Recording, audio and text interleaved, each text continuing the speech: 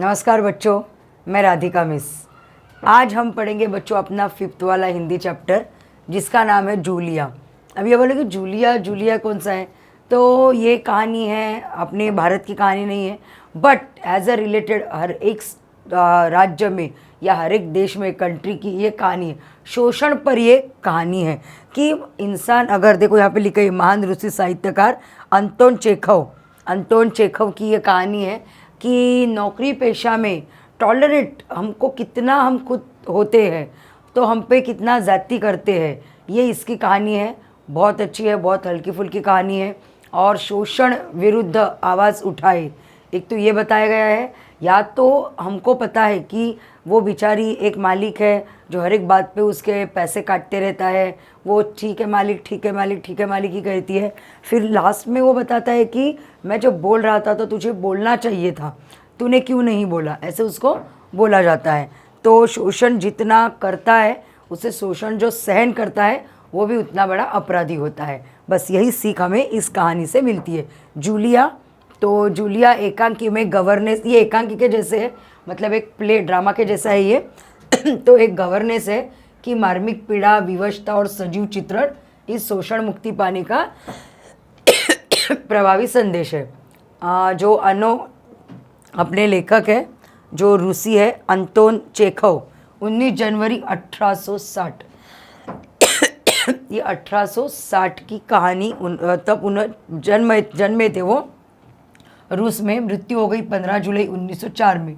परिचय: महान रूसी साहित्यकार अंतोन चेखव प्रसिद्ध कथाकार और नाटककार थे। उनकी कहानियों में सामाजिक कृतियों में, यहाँ पे कृतियों लिखा है, का व्यंग्यात्मक चित्रण किया गया है। प्रमुख कृतियाँ: a dreary story, the wife, Anna on neck, a bad business, the bird market, old age, Grisha आदि, और इवानो द चेरी आर्चर्ड आदि नाटक है। अबाउट दिस एकांकी प्ले के बारे में: इसका आकार छोटा होने के कारण इसमें एक ही कथा होती है। इस कथा का संवाद आदि से अंत तक रोचक और आकर्षक है। प्रस्तुत एकांकिका में रचनाकार ने दब्बूपन को त्याग कर अपने अधिकार न्याय के लिए सजग होते की प्रेरित किया है। दब्बूपन मीन्स एक अंदर का डर निकाल के, उसको छोड़ के अपने न्याय के लिए, अपने राइट्स के लिए आप आवाज़ कीजिए, ऐसे इसके लिए हमें इस कहानी में प्रेरित किया है। Let's start our new chapter Julia. बच्चों की गवर्नेंस जूलिया वासुदेवना, देखो वासुदेवना आती है। जूलिया दबे स्वर में, मतलब एकदम शॉर्ट वॉइस में: आपने मुझे बुलाया था मालिक। गृहस्वामी, मतलब वो होम का जो एक बोलते हैं ना कि घर का मालिक जो ओनर है, वो क्या बोलता है, हाँ हाँ बैठ जाओ जूलिया, खड़ी मत रहो। जूलिया बैठती हुई कहती है, शुक्रिया। गृहस्वामी सेड, जूलिया मैं तुम्हारी तनख्वाह का हिसाब करना चाहता हूँ। मेरे ख्याल से तुम्हें पैसों की ज़रूरत होगी, और जितना मैं तुम्हें जान सका हूँ मुझे लगता है कि तुम अपने आप पैसे कभी नहीं मांगोगी, इसलिए मैं खुद ही तुम्हें पैसे देना चाहता हूँ। हाँ, तो तुम्हारी तनख्वाह 30 रूबल महीना तय हुई थी ना। रूबल मतलब रुपए, अपने यहाँ पे रुपए बोलते हैं, रूस में रूबल बोलते हैं। तो वो बोलते हैं उस टाइम की बात है, तो अभी का 3000 पकड़िए, उस टाइम का 30 रुपया, तो 30 रुपया महीना आपका तय हुआ था ना। जूलिया विनीत स्वर में, आप पोलाइटली वॉइस, जी नहीं मालिक, 40 रूबल।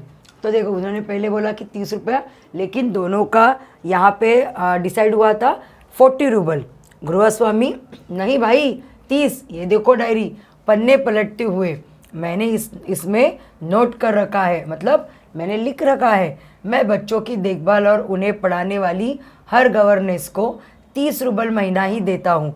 तुमसे पहले जो गवर्नेंस थी उसे भी मैं 30 रूबल ही देता था। अच्छा, तो तुम्हें हमारे यहाँ काम करते हुए 2 महीने हुए। जूलिया दबे स्वर में, जी नहीं, 2 महीने 5 दिन।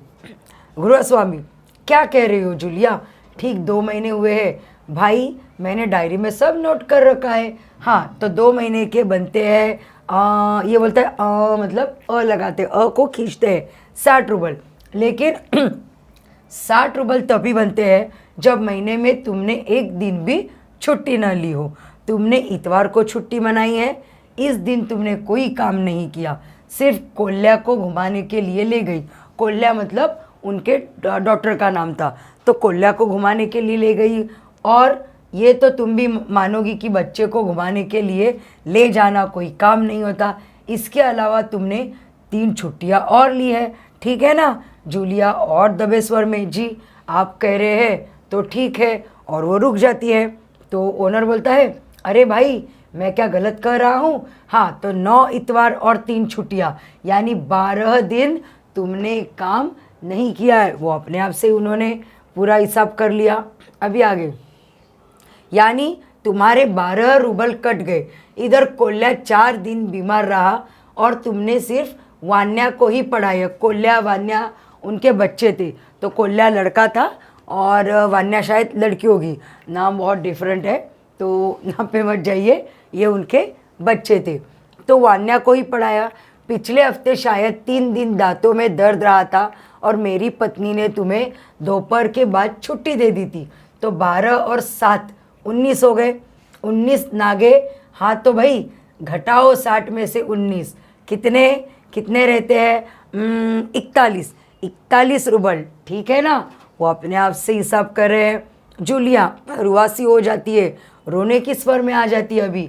जी हाँ गृहस्वामी डायरी के पन्ने पलटते हुए, हाँ याद आया, 1 जनवरी को। अभी तक वो देख रहा था कि ये कुछ बोलेगी, अपने आप से वो पैसे काटना स्टार्ट कर ले। अभी उन्होंने और पैसे कहाँ पे काटे देखिए। 1 जनवरी को तुमने चाय की प्लेट और प्याली तोड़ी थी। प्याली बहुत कीमती थी, मगर मेरे भाग्य में तो हमेशा नुकसान उठाना ही बधा है। मैंने जिसका भला करना चाहा उसने मुझे नुकसान पहुंचाने में कोई कसर नहीं छोड़ी है। खैर मेरा भाग्य, हाँ तो मैं प्याली के 2 रूबल ही काटूंगा। अब देखो, उस दिन तुमने ध्यान नहीं दिया और वहाँ किसी टहनी को खरोंच लगने से बच्चे की जैकेट फट गई, 10 रूबल उसके हो गए। इस तरह तुम्हारी लापरवाही की वजह से घर की सफाई करने वाली नौकरानी मारिया ने वान्या के नए जूते चुरा लिए। रुक कर, तुम मेरी बात सुन भी रही हो या नहीं?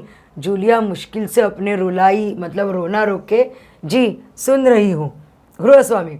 हाँ ठीक है, अब देखो भाई, तुम्हारा काम बच्चों को पढ़ाना और उनकी देखभाल करना है।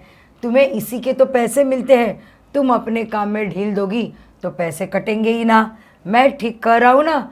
तो जूतों के 5 रूबल कट गए, और हाँ 10 जनवरी को तुमने 10 रूबल दिए थे हमने। लगभग अभी रोने के लिए आ गई थी जूलिया। जी नहीं, आपने कुछ नहीं, आगे कुछ नहीं बोल पाती है। गृहस्वामी, अरे मैं क्या झूठ बोल रहा हूँ? मैं डायरी में हर चीज़ नोट कर लेता हूँ। तुम्हें यकीन न हो तो दिखाओ डायरी।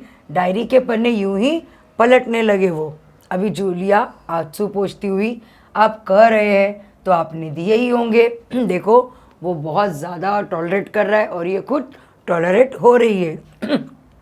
गृहस्वामी कड़े स्वर में, दिए होंगे नहीं, दिए हैं, ठीक है, घटाओ 27 41 में से ऐसे बोलने लगे, बचे 14, तो हिसाब ठीक है ना? जूलिया आंसू पीती हुई कांपती आवाज़ में, मुझे अभी तक एक ही बार कुछ पैसे मिले थे और वो मुझे मालकिन ने दिए थे, सिर्फ 3 रूबल, ज़्यादा नहीं। गृहस्वामी, जैसे आसमान से गिरा हो।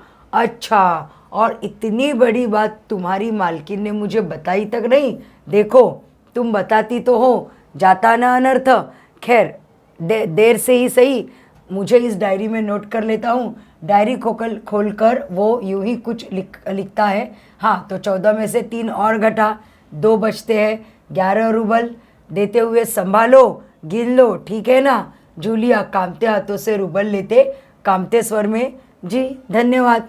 गृहस्वामी अपना गुस्सा नहीं संभाल पाता, ऊंचे स्वर में लगभग चिल्लाते हुए बोला, तुम मुझे धन्यवाद दे रही हो जूलिया, जबकि तुम अच्छी तरह जानती हो कि मैंने तुम्हें ठग लिया है मतलब मैंने तुम्हें फंसाया है, तुम्हें धोखा दिया है, तुम्हारे पैसे हड़प लिए, और तुम इसके बावजूद मुझे धन्यवाद दे रही हो।